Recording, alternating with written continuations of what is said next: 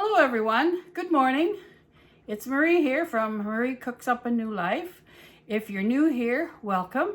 If you're an old visitor and you are returning, welcome back. It's nice to see you all. I don't know why I get a little bit nervous when I do these things. It's not like you're actually there while I'm doing the video, but I do know that you're going to be there after, and so I suppose that does make me a little bit nervous, but that's okay. That's good for the constitution. A little bit keeps you on the edge. Anyhow, on this channel, I try to cook some old favorites, share a few stories and tidbits. I just like to cook. I like to teach. I like to eat, unfortunately, as it shows. Anyhow, my sister says I say anyhow too much. Sorry about that. Today, I wanted to, before I go into what I'm going to cook for you today, I wanted to explain my absence over the last couple of weeks. My goal actually is to do one, possibly two videos a week. Last week, on the day that I was going to do my video, I had the girl come to clean my gardens out in the morning. This is not something that I can do myself. I have very bad osteoarthritis in my knees, and it's impossible for me to get down and dig in the dirt and pull weeds and all that sort of thing. So usually in the spring and the autumn, I hire someone to come and do that for me. So she came in the morning, and I started feeling rather unwell while she was here. So after she left, I called my sister. I told her that I wasn't feeling very well, and we toddled off to the emergency room at the local hospital, which thankfully for a change was open. So I spent most of the day in the emergency room at the hospital. Thankfully, nothing was unduly wrong with me. It was probably just indigestion or anxiety or something like that. Anyhow, then this week when I went to do my video, I had a short list of things that I wanted to pick up at the grocery store. So I made my list. I got into my car, went to pull out of my garage, and the front of my car hooked onto a shelf that I have in there that I use to store excess groceries, or my food storage as it were.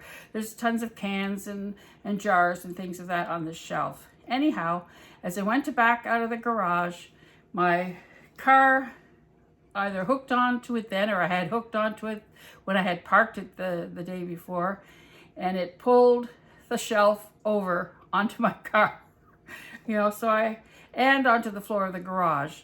So I had a ton of broken bottles and jars and dented cans and who knows what else was there in my garage, and that needed to be cleaned up. My poor next door neighbor, she didn't know what was happening. She thought perhaps it was Armageddon, because she popped out of her front door like a cuckoo saying, "What's wrong? What's wrong?" And I was able to assure her I was okay. It was just the shelf had fallen over. And my sister came over to help me clean that up, and that was another crisis in my life. I don't know. Sometimes I think I'm like that character in the Charlie Brown cartoons called Pigpen, who walks around with a little cloud behind him. All this stuff keeps happening. But here I am today, and I wanted to share a recipe with you, finally. Someone on my English Kitchen Facebook page had asked, could I share how to make biscuits? That they'd always had a problem making them, and they never turn out for them, and they wanted to know if I could do like a live tutorial here on my YouTube channel for making biscuits. Now, by biscuits, I don't mean British cookies. I mean North American biscuits, which are a type of a quick bread. They look very similar to scones, but I can assure you they are not the same thing as scones. They might be put together in the same way, cut out in the same way, baked in the same way, but they have a very different texture. Scones tend to be drier and more crumbly. Biscuits tend to be lighter and flakier. That's the main difference that I can really explain without actually showing you. But I don't have any scones here to share with you today, but I am going to make biscuits. And for that, I'm using a recipe that I've made many, many times. It comes from an old Better Homes and Gardens cookbook, and it's called Biscuits Supreme. Well, if somebody's calling something Biscuits Supreme, they must be really good. And I can assure you, these are top notch. I used to make my mother's biscuits all the time and my mother-in-law's, but they used shortening in them, and I'm not really fond of shortening these days. I don't like to use it if possible, and this recipe uses all butter. So without any further ado, let's get started, and I will turn you from up there to down there. And here we go. Let's see. So the first thing you're going to need for your biscuits is some plain all-purpose flour, not self-rising flour, plain ordinary all-purpose flour with no leavening attached. I'm going to show you how to measure this properly. A lot of people like to just scoop and then dump, and you're not getting an accurate measurement when you do that. You're actually getting probably more than what you really need. So the proper way to measure flour is to spoon the flour into your measuring cup, like so, and then use the straight edge of a blunt knife to level it off. So for this, you're going to need 2 1/4 cups of plain all-purpose flour. So there's one.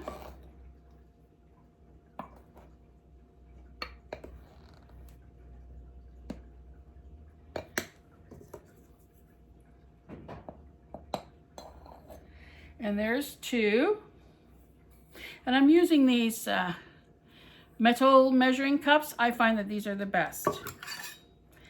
And this is 1/4 cup. So there's 2 1/4 cups into my bowl. I'm not going to get rid of my flour just yet because I will need it again a little bit later on. Also, while you're putting these together, you will want to preheat your oven to 450 degrees Fahrenheit, which is about 230 degrees centigrade.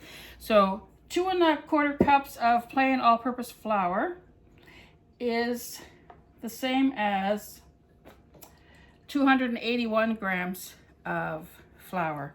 Now,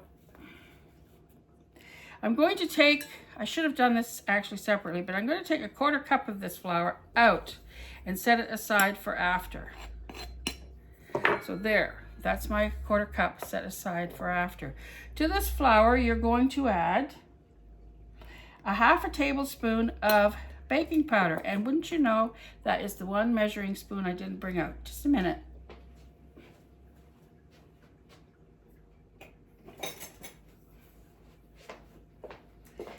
Here is my 1/2 tablespoon. So 1/2 tablespoon of baking powder.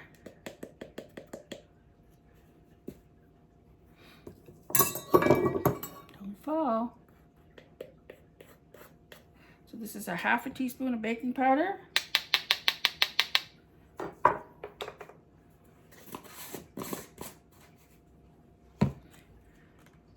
Two teaspoons of granulated sugar, which I measured out previously to be starting this. A 1/2 teaspoon of salt, and I've just got some kosher salt here.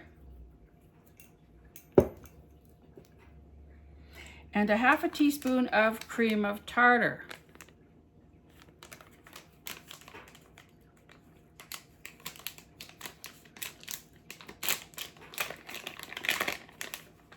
Cream of tartar is an ingredient that you can find in the baking section of most grocery stores. It's actually a primary element in baking powder because baking powder is basically a mixture of, I want to get this right.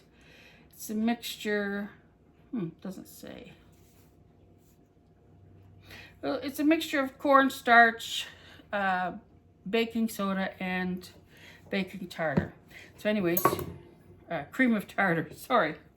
So you're going to mix this all up so it's evenly mixed.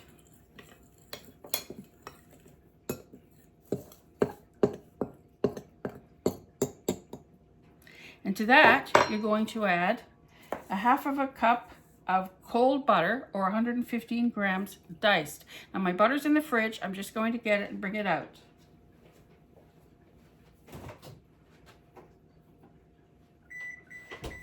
Oh, there's my oven telling me it's preheated.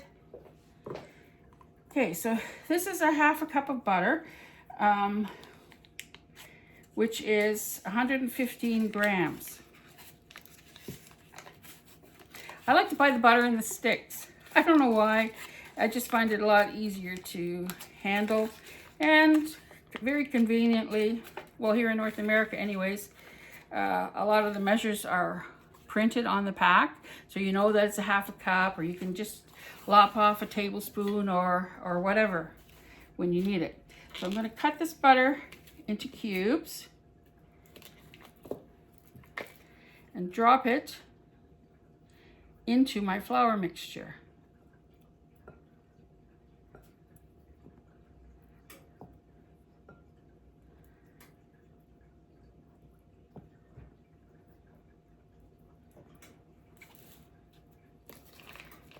I probably should have done this ahead of time, but I wanted my butter to stay nice and cold, so I kept it in the fridge until I needed it.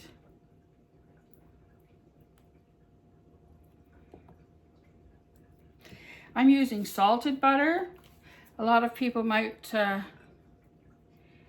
use unsalted butter. I just buy the one kind of butter for my house. I'm only one person living here, and if I were to buy two separate kinds of butter, such as unsalted or salted and salted, I just wouldn't use it up quickly enough. And to be honest, I find it doesn't really make that much of a difference. And in a recipe where I think it might make a difference, I will cut back on the salt used in the recipe. So there, the butter's been cut into cubes and added to the flour. Now, this is what's called a pastry blender. You see, it's sort of like got a rounded top, a handle to hold on to, and all these little slots.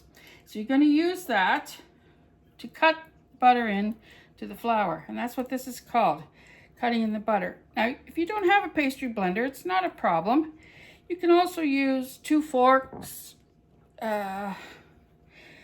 round bladed knives such as this, but I just find a pastry blender works a lot easier.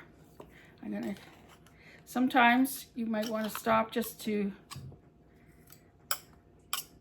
get it out of those slots there on the bottom. But I use a kind of a twisting motion as I'm cutting it in. And what you're aiming for is a mixture that has a combination of finely blended pieces of flour and butter, and some other pieces that are about the size, roughly the size of small peas. Now, if I was making scones, I would be rubbing the butter into this with my fingertips to a fine consistency, sort of like breadcrumbs.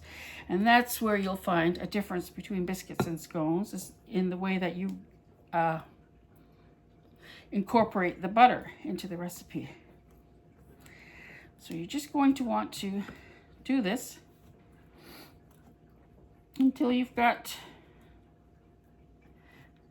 a mixture sort of like this. It might look like a bit like crumbled feta cheese, but you don't want like any pieces in it to be any larger than the size of a small pea.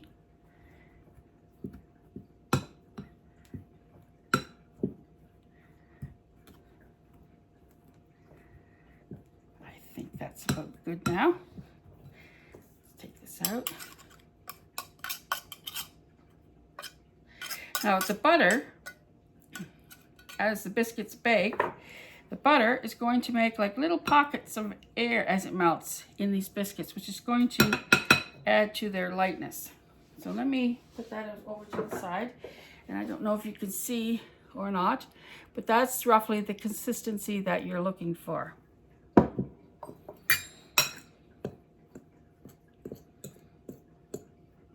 So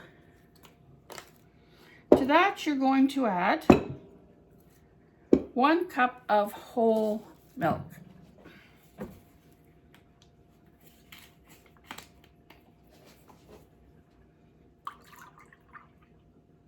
You might not need all of this, or you might. I'm not sure why that happens, but sometimes, some days, maybe it's more humid or what have you, but some days it seems to require a bit more than others.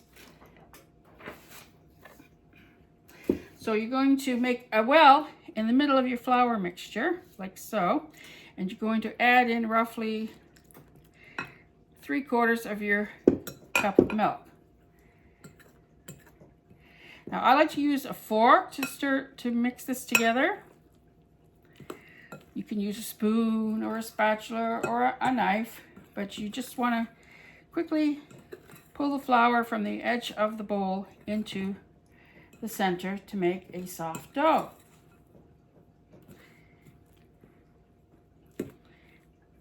Now I can see I might need a little bit more of this extra milk, so I'm going to just add a little bit there.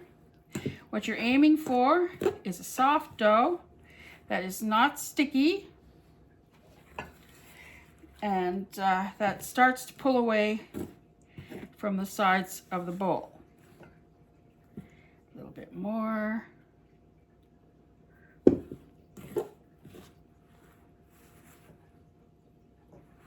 You don't want your dough to be too dry, but you don't want it to be too wet. And this is a little bit dry still, so I'm just going to add a little bit more of that milk. Okay, I think this is about right. One secret to making good biscuits is not to overhandle your dough. If you overhandle your dough, you risk them being tough. I'm just going to slightly bring this together into a little ball here.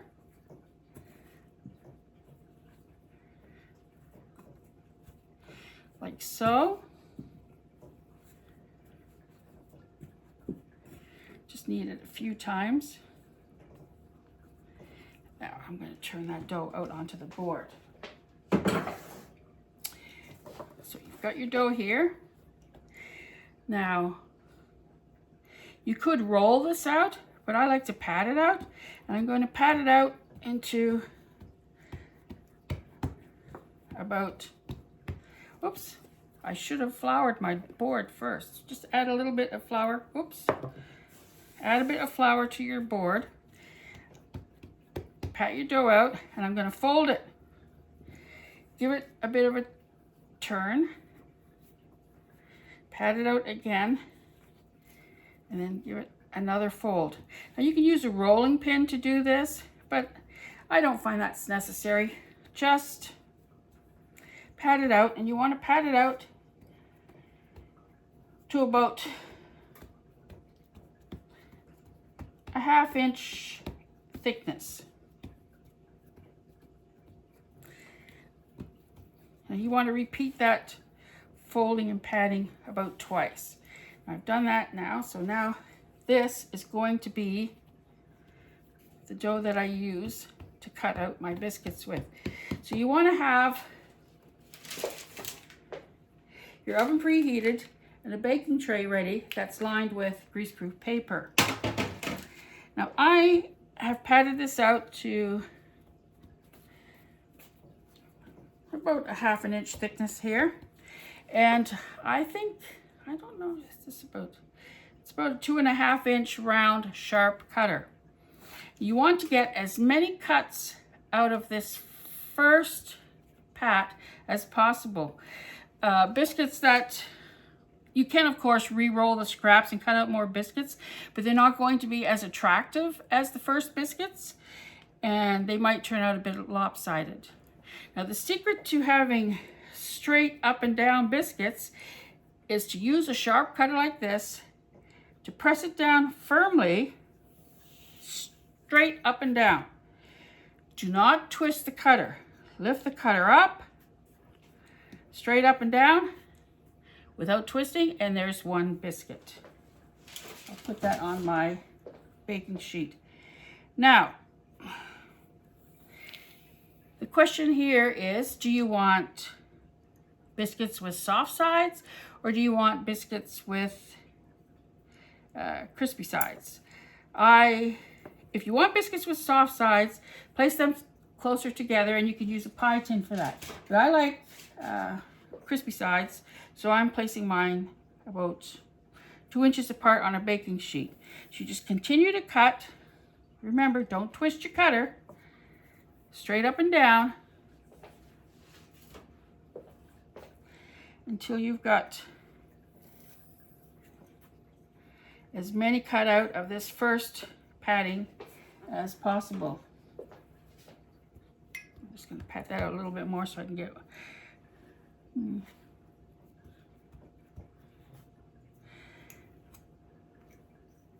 straight up and down, and out you go. So here, you'll just have to bring that together again. Try not to overwork it. Pat it out to, once more, a 1/2 inch thickness. Cut straight up and down. Now these ones are not going to be as pretty looking when they're done as the first ones.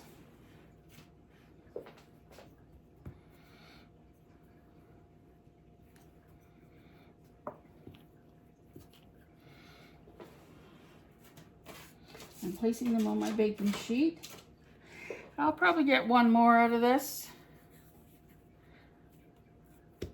See, and this will be not as pretty, won't rise quite as high, and it'll be a little bit tougher than the first ones.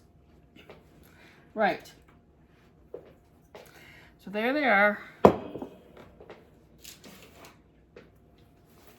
Here they are, all on my baking sheet, ready to pop into the oven.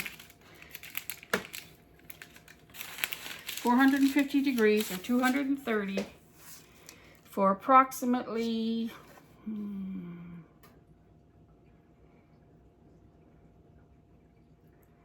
6 minutes.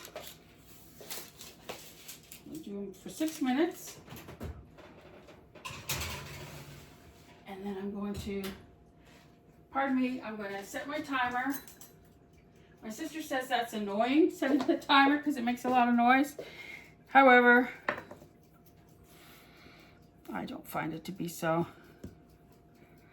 I find these little scraps are sometimes quite useful for getting the excess flour off of your baking tray. However, I've got too much flour on here today, so I'm just going to bring my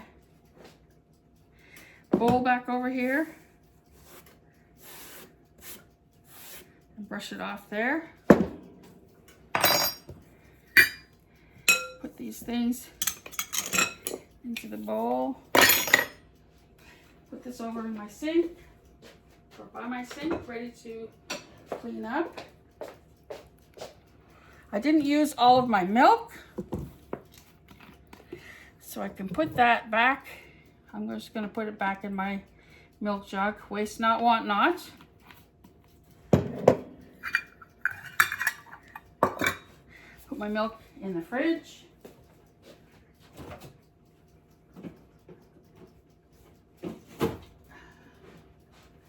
Just clean up my worktop a little bit here. Move my flour off. I'm going to make a cardamom honey butter. I didn't use all my flour either. I'll put that back in. I'm going to make a delicious honey and cardamom butter to serve with the biscuits when they're done. So I'm just trying to clear off my workspace while I do that.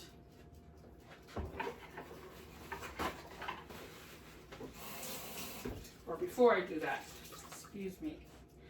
I am not normally so discombobulated. Or maybe I am. Maybe that's just me. Like I said, Pigpen from Charlie Brown. Okay, so I'm just going to wash my hands briefly here because I don't want to get any stickiness of the flour flour bits into my honey butter. Now I've made this honey butter quite a few times. It's a honey and cardamom butter, and it's really, really nice. So what you'll need for that, I'll bring this over, is you'll need another 1/2 cup of butter, but it should be softened at room temperature, and that's what I have here.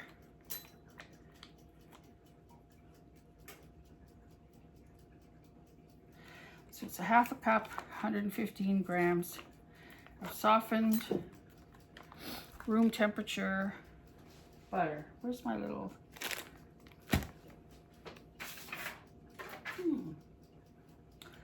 I had a little thing to whisk this together with. I don't know what I did with it now. I'll get another one.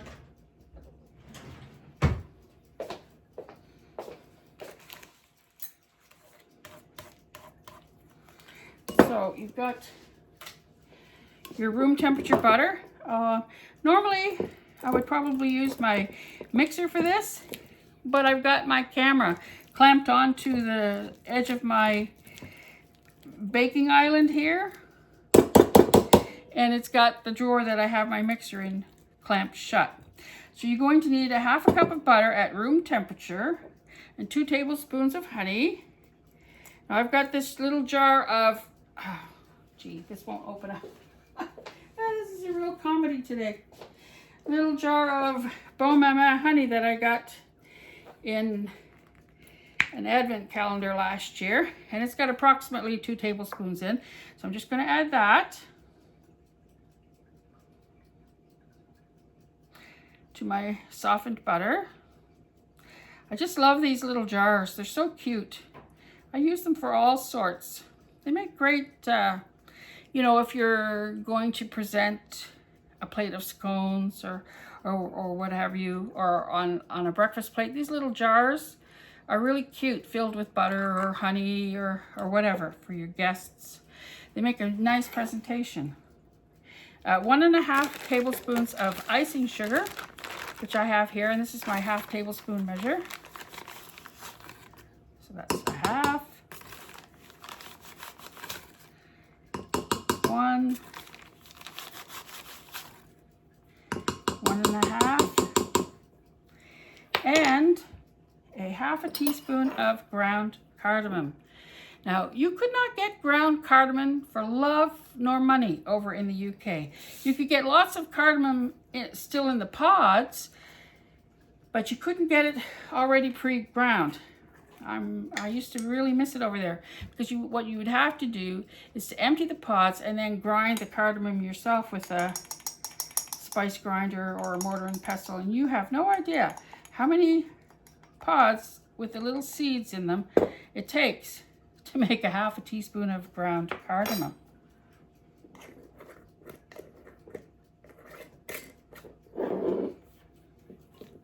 So you're just going to get that out of the way. Here, I'll put this right over here in case, comedy of errors, I don't want it to knock it on the floor. That's me. So you're just going to whisk this together until it's nice and smooth and well combined. It's really lovely on fresh biscuits warm from the oven. That smells so nice. I love the smell of cardamom. I add it to my gingerbread, my molasses cookies. It's just one of those warm baking spices that smells really, really good. Do I need to turn my pan yet? Has 6 minutes elapsed? Not quite. Once the 6 minutes has elapsed, I'm going to need to turn my pan of biscuits in the oven. Just a half turn.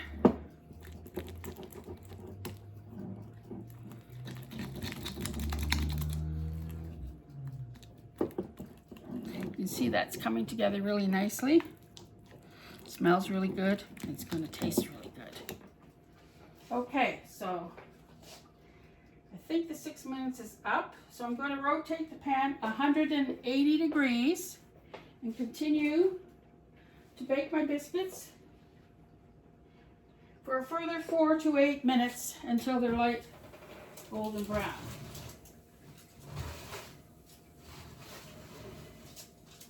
Okay, there you go. There. So this is your honey butter,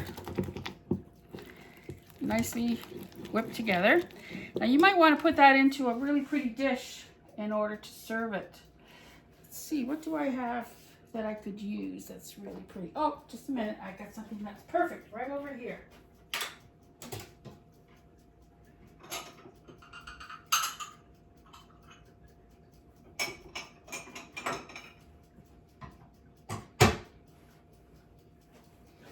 It does make a half a cup of this butter. You can store any leftovers in the refrigerator. Let me get a spatula to scoop it out.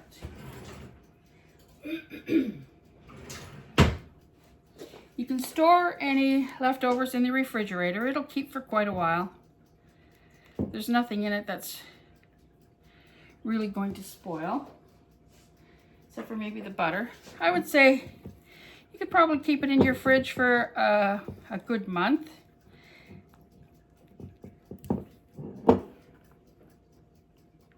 And it's really nice. It's nice on biscuits, such as the ones that I'm baking here today. It's really nice on top of pancakes, toast. It's nice to butter your toast with some of this. And there you have it. Honey and cardamom butter. Just gonna wash my hands again.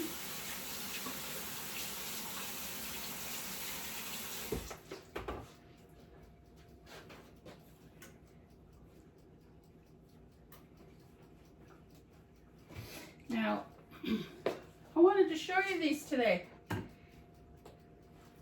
My sister and I have been going to a lot of the farm markets around here and buying squashes to use. I love winter squash. These are what's called winter squash. And the thing that differentiates them from summer squash, like zucchini and patty pan, they are a type of summer squash. These are winter squashes, and they have like a very hard outer shell. So we've been going to these farm markets around here, and they grow quite a huge variety. I actually should have looked up the names before I started. I meant to do that and I forgot. Anyways, that's me. Once again, this is a butternut squash. I love butternut squash. I forget what this is called. I can't use my phone to look it up either because I'm videotaping on it. I think this is a type of a turban squash. Aren't they beautiful? All the different colors, and this one is especially beautiful. I love squash. I think this is a dumpling squash, if I'm not mistaken. This is the perfect time of year for these kinds of squashes. Hard winter squash. They're beautiful roasted. I like to roast them. I cut them in half, scoop out the seeds, then roast them cut side down in the oven, and then when they're soft, I'll take them out and scrape all of the flesh out of them and add a bit of salt and pepper and butter to them. They're really, some of them are very sweet. Some of them are a little bit more moist than others. Some of them are a bit drier than others.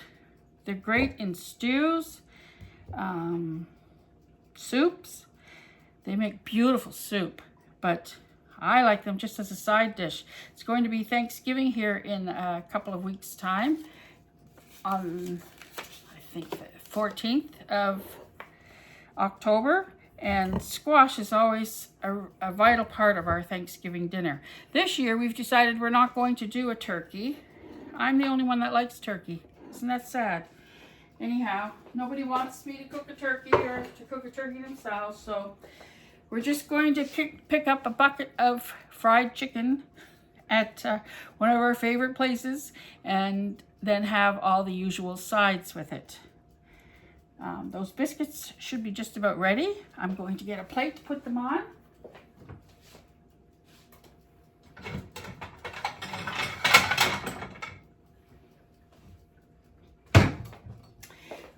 This is another one of those vintage plates that I've been collecting. The pattern is Bernadotte. Bernadotte?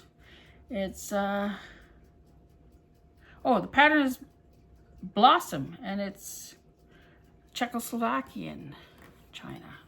It's quite pretty. I like that. You've probably seen a few, if you're a visitor to my blog, you'll have seen a few of my meals prepared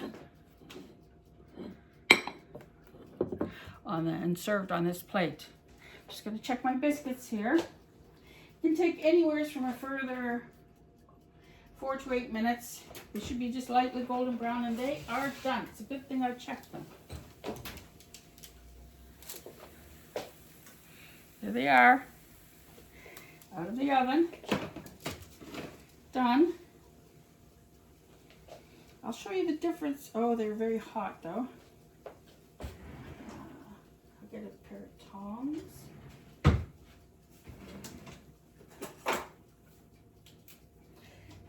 I want to show you the difference between one that's from the, this is one from the first cuts.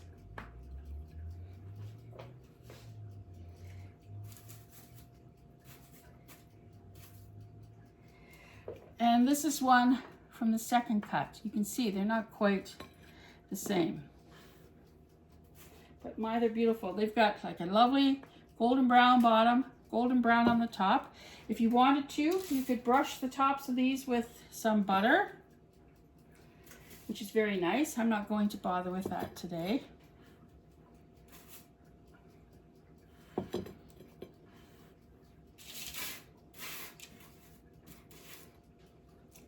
Just look at all those flaky layers. Aren't they beautiful?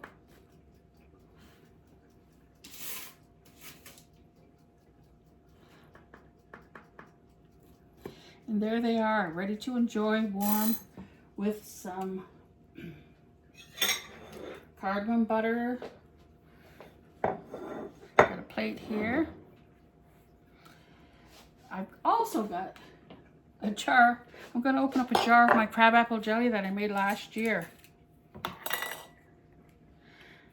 So I might enjoy half one with some of that. Anyhow, let's break this open. You can see all the layers. It's hot. Oh, look at the steam coming up. See how nice and flaky that is? It's just beautiful. Just beautiful.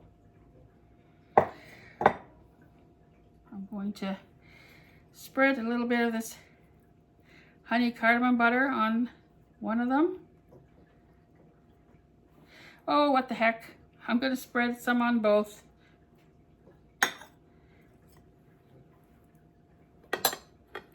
Maybe just add a little dab of jelly to one. That's going to melt into it because it's so warm. Beautiful biscuits. Baking powder biscuits, North American biscuits, fresh from the oven, piping hot, lots of butter melting into the top. You can't ask for much better than that. Biscuits are something which are, I'll put you back up again. Oh, there you go. Biscuits are something that are really nice with soups or stews. They're nice alongside salads. They're beautiful served this way, just on their own in a nice hot drink. Wonderful for breakfast with your bacon and eggs. Let me just taste this here. I hope you don't mind. I can't resist. Fresh biscuit from the oven. Who can top that?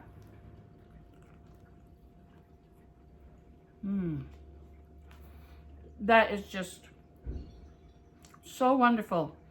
Anyways, I hope you've enjoyed this video today. I've gone on rather long, but that's all right. I'm sure you'll forgive me. If you did like this video, please give me a thumbs up. If you haven't subscribed already, do subscribe. Leave a comment below with any suggestions for anything further you might like for me to do. And in the meantime, I will close this off with a have a nice day. And don't forget, I love you and God loves you too. Goodbye now.